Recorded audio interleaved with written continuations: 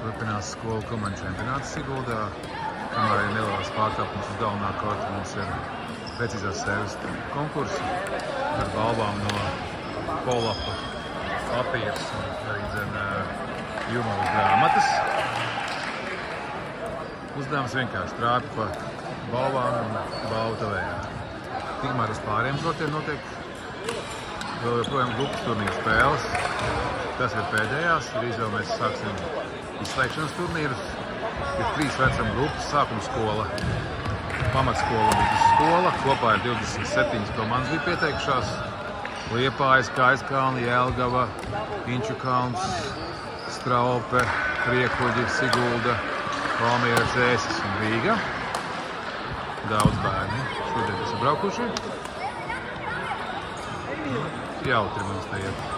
Forša atmosfēra.